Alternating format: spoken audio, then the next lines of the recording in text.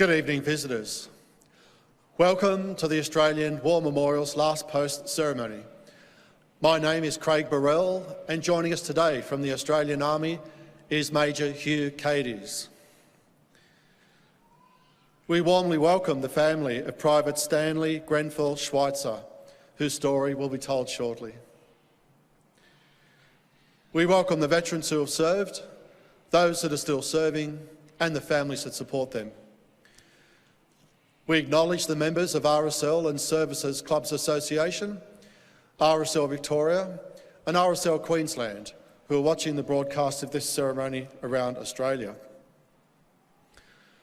During this evening's ceremony, wreaths will be laid at the base of Pool of Reflection by family, visitors and students on behalf of the following school: from South Australia, Investigator College, Goolwa. Please stand and join in singing the National Anthem.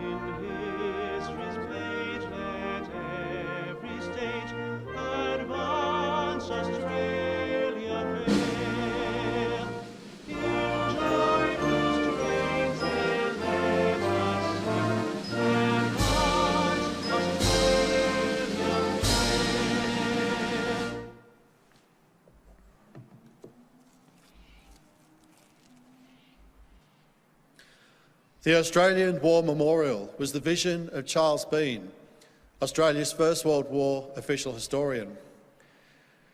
Bean landed with the Australian troops on Gallipoli and stayed with them at the front through to the end of the war. The idea of this national memorial and museum came to him at Pozières, France, in the depths of the bloody fighting of 1916. Bean's idea was that this would be a place where families and friends could mourn their loved ones buried in faraway places. It would also be a place that could help all Australians understand what these men and women had endured and what they had done for us. Bean's vision, to which we remain true, is best expressed as inscribed in the entrance to the memorial's galleries. Here is their spirit, in the heart of the land they loved, and here we guard the record which they themselves made. Tonight, we will read the story behind just one of those on the Roll of Honour, which lists the names of more than 102,000 men and women who have given their lives for us in war and operations for more than a century. But first, we present a lament, Flowers of the Forest. Wreaths or floral tributes will now be laid at the base of the Pool of Reflection.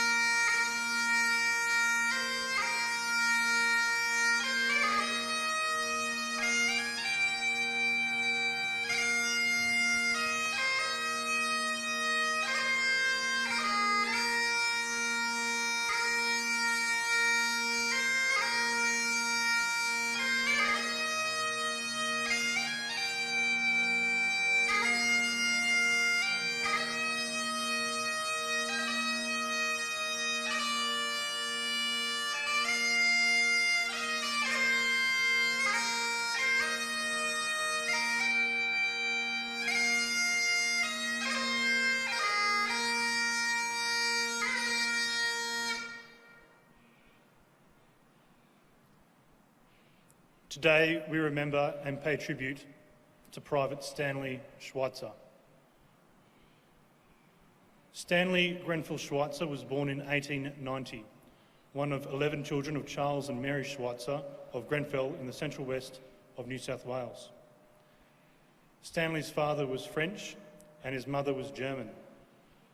Their respective families had immigrated to New South Wales during the gold rush in the 1850s. The young Stanley Schweitzer grew up in Grenfell, where he attended school and afterwards completed an apprenticeship at C.E. Wales Plumbers and Co. Schweitzer enlisted in the Australian Imperial Force in Sydney in January 1915, and after 4 months of training at Liverpool Camp, embarked for the training camps in Egypt as an original member of the 17th Battalion. By then, Australian troops had landed on Gallipoli as part of a wider effort to gain control of the Dardanelles and knock Ottoman Turkey out of the war. As part of the newly raised 2nd Division, the 17th Battalion did not land on Gallipoli on the 25th of April 1915, but 4 months later, during the final stages of the August Offensive. The battalion was sent to the northern defences at Anzac, where it was attached to the 4th Brigade, holding the line in the approaches to the Sari Bair Range. Further to the north, the British had landed at Suvla and were attempting to gain ground that would enable them to link up with the Anzac defences. British and Australian troops made 2 major attacks, commanded against the Turks occupying Hill 60, a position that commanded the low ground occupied by the Allied forces. Before dawn on the 26th of August, the 17th Battalion participated in costly and unsuccessful attack, resulting in over 1,000 British and Australian casualties. The fighting in the warren of Turkish trenches was fierce and confusing, and we carried mired down in a vicious bomb duel until the Australians were ejected from the position. Stanley Schweitzer was among the casualties. Listed as missing in the days after the fighting at Hill 60, he was later listed as killed in action. Word of Stanley Schweitzer's last moments reached his family in Grenfell later in 1916, when Major Peck wrote to his father from the training camps in England. And I quote, "I have an officer with me who saw young Stan Schweitzer die. You can tell his pals as an absolute fact that he was the first out over the parapet and died a grand death with a bullet through the head. His officer said he was always a gallant kid and withal cheerful." Aged 24 at the time of his death, Schweitzer's remains were never recovered from the Gallipoli battlefield.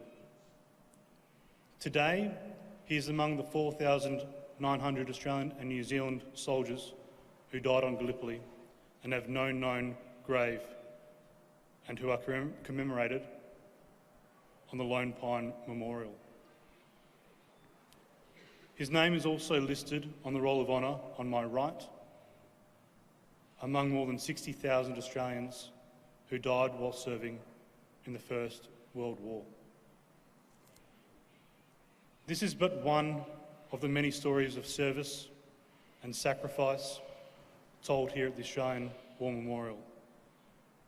We now remember Private Stanley Schweitzer, who gave his life for us, for our freedoms, and in the hope of a better world.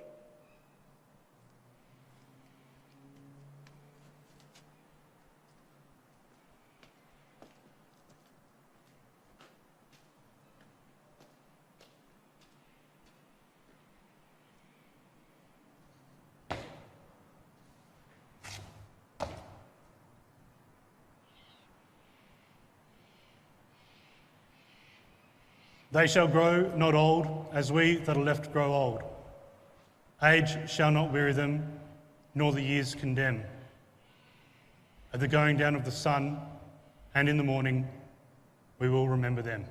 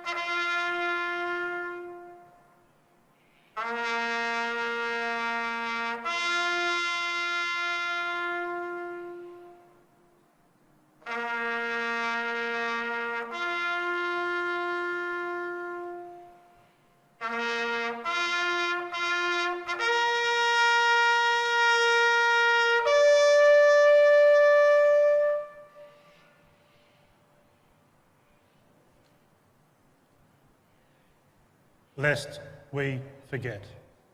Lest we forget.